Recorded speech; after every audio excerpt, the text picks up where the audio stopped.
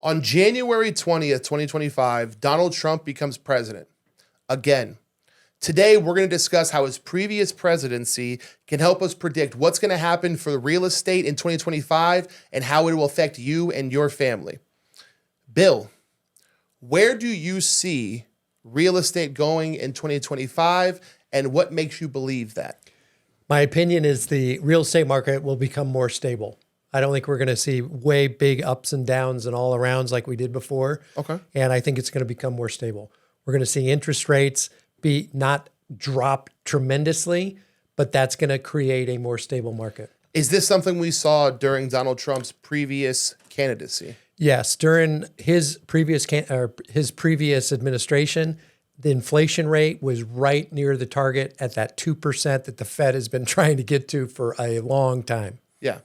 And was it because of his business practices, or do you feel like we were simply going through a low interest rate period and that's what stimulated people buying real estate? Well, interest rates when Donald was in there was definitely higher than where they went during the previous administration.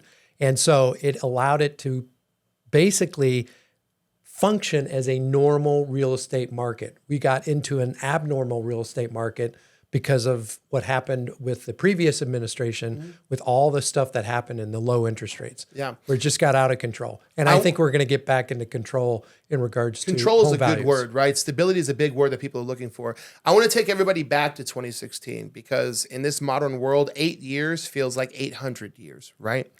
What came in 2016 was a sense of optimism from not the retail buyer or not people like you and I, but a sense of optimism from investors, the investors who loan out the money for people to buy homes. And the reason we had optimism amongst that group of people was largely due to his pro-business stances, right? Optimism, we could all be optimism about the housing market, optimistic. But if investors and people with money are like, I'm not sure where money's going to go, right? If the people who are loaning out the money don't trust that their money is stable, they're probably going to be a bit more hesitant to loan it out, right? So what we saw in 2016 wasn't just optimism from the public. It was optimism from the people who were loaning the public money.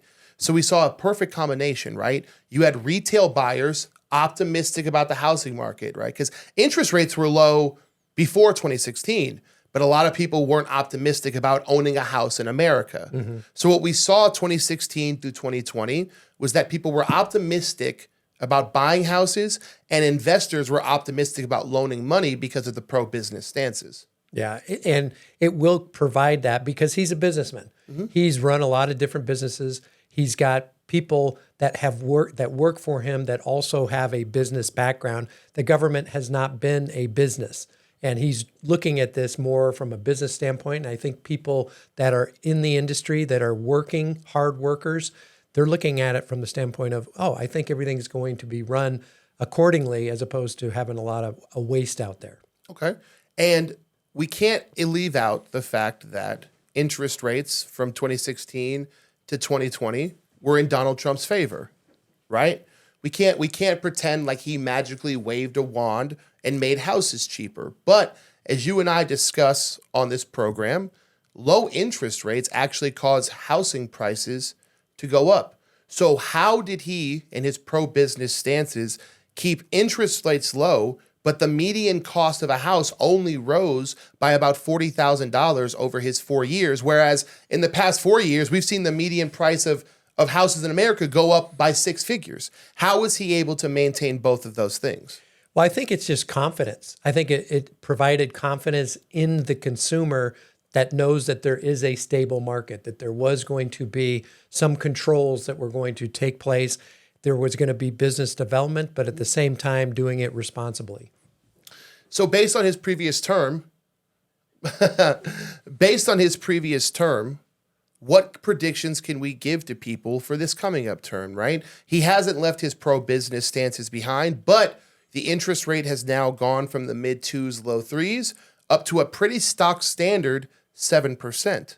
How is this going to affect people and their families in terms of purchasing real estate and the price of their homes going forward? Trump has really put in a situation to where he's got a little bit of a battle to go into. He's going to battle. There's been a lot of talk about tariffs. Trump's going to do tariffs and he's going to increase inflation and all that. Trump is using the tariffs as a negotiating tool to basically help the economy within the United States. And doing so will keep everything pretty much status quo, and it's not going to get overheated and it's not going to go underneath. Have you heard anything about lowering the amount of foreign investors able to purchase homes in America? One of the big issues that no one talks about when they talk about tariffs and how Trump is going to handle places like China.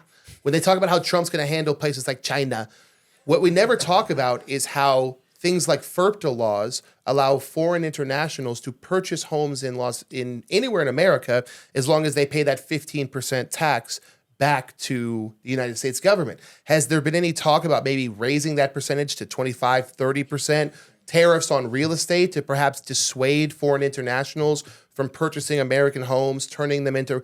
In Las Vegas, there are certain parts of Mountain's Edge that are 100% owned by Chinese investors. They're rental properties, and they've been rental properties for 10 years, which means nobody's had a chance to purchase these properties. Do we see any sort of change in this market that may help keep costs a bit lower? I think everything's on the table for Trump. I think he's going to open it up. He's going to look at it not only with the foreigners, but also with the big Blackstones of the world, the people that are buying, the investors going out and buying these homes. And he's for America. And I believe that I think Trump is definitely going to try and make some changes to where the consumer will benefit. Okay. I just want to make sure our numbers were correct. Okay.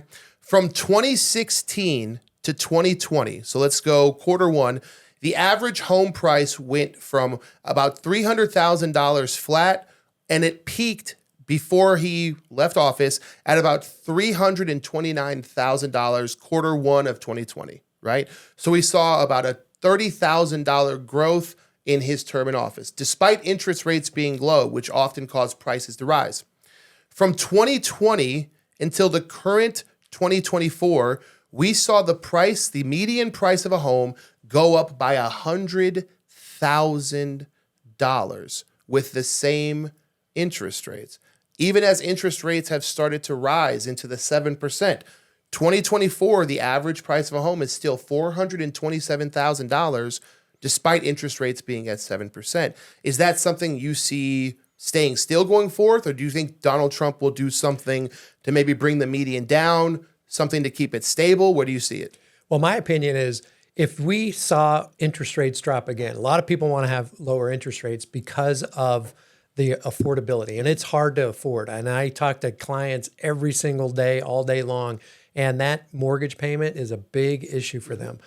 But if as soon as the rates drop, you would see those values rise. So it is a balance between keeping that interest rate fairly steady and home values not skyrocketing. Well, we saw it in 2021, right after Biden got elected, right after everybody came out of COVID.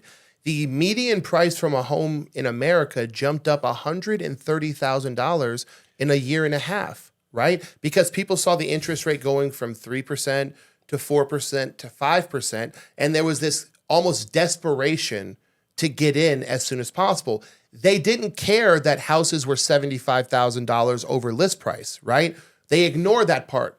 Everybody likes to talk about the interest rates during the Biden presidency, but I was selling houses and we were getting offers $75,000 over the list price. Why?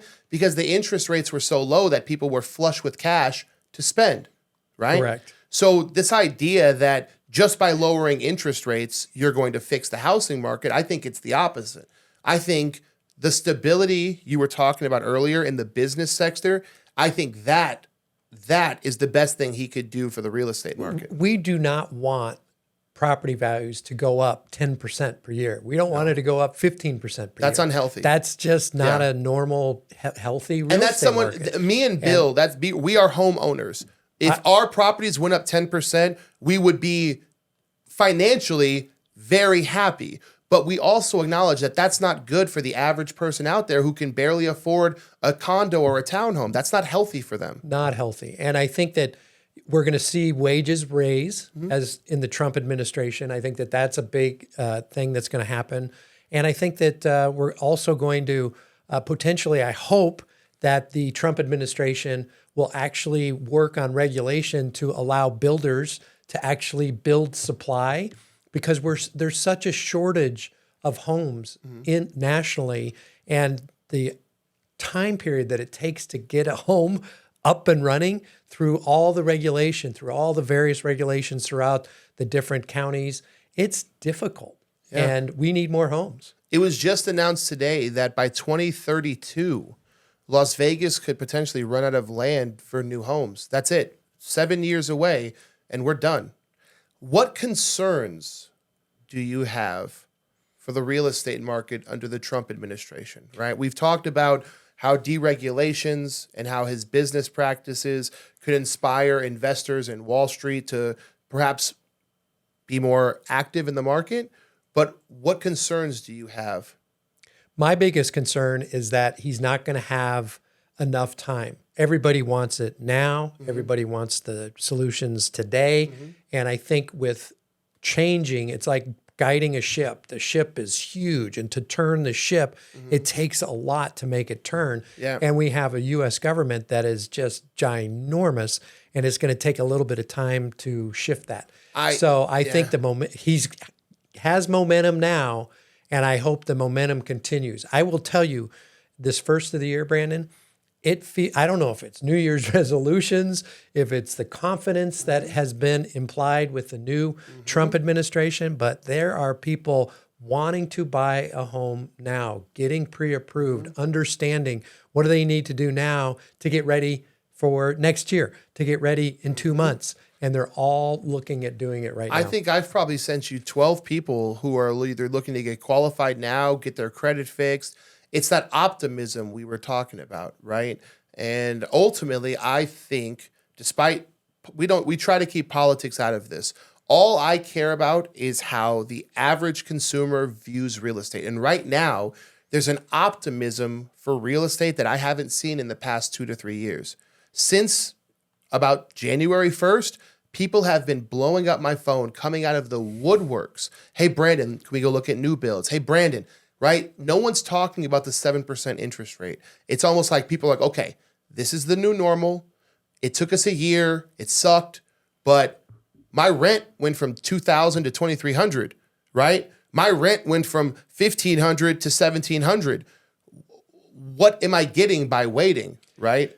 Well, there is a pent-up demand. There's just this pent-up demand that's kind of behind it that's going to continue to flow in. You've got demographics with the millennials, with the Gen Xers, and all those Gen Zs. They're all kind of coming to that point where it's time.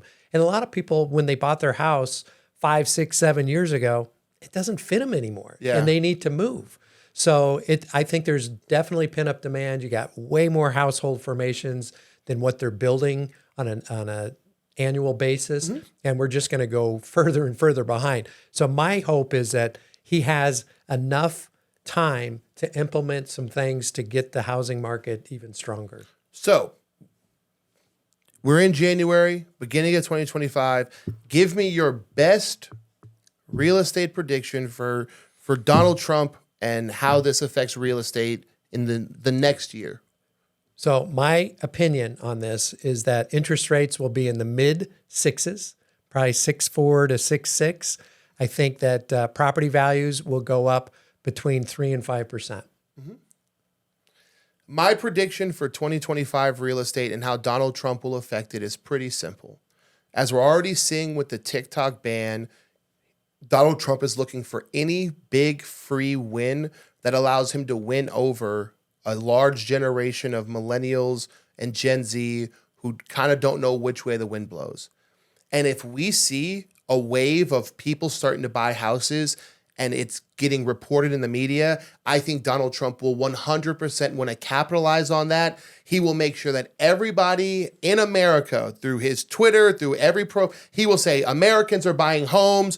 under Biden, under Biden, I don't do a good impression, but under Biden, no one wanted to buy, and under me, they can't wait to buy homes. And I think if there's a growth in real estate, he will make it a focus, right? He will 100% look for any win that he can hold over, the Biden presidency's head.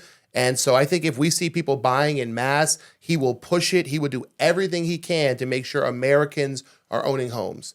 My biggest hope is that he does some sort of adjustment with FIRPTA and makes it more expensive for foreign internationals to buy homes here. But that's a pipe dream. He has a lot of things to handle, but I definitely think we see a lot of strong movement in real estate in 2025. Yeah. One thing's for certain, change is here. I just like saying China. Hey, if you're someone watching and you've been sitting on the sidelines, you've watched your rent gain $100, $200, $300, and you're tired of waiting on the sidelines, right?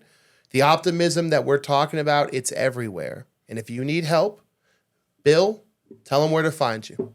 BillGaylord.com. Go for a free consultation, and we walk through your situation, do a CIA analysis, credit income asset, and see where you stand today. And let's get you ready to go out and purchase a home. We want to get you into a home. Yeah, look at Bill. Look at him. He's old. He's been doing this for a long time, okay? He's the best in the business. That's why we always have him on the show. As for me, my name is Brandon from Vegas. If you guys have any questions or comments, leave them in the comments below. We want to hear from you guys. Where do you think Donald Trump is doing with real estate? What do you think he's going to be doing as a president? Do you feel the optimism around you, or are you still cynical and waiting to see more proof? Either way, we'd like to hear from you guys. We're going to keep going strong in 2025. And as always, come and be my neighbor.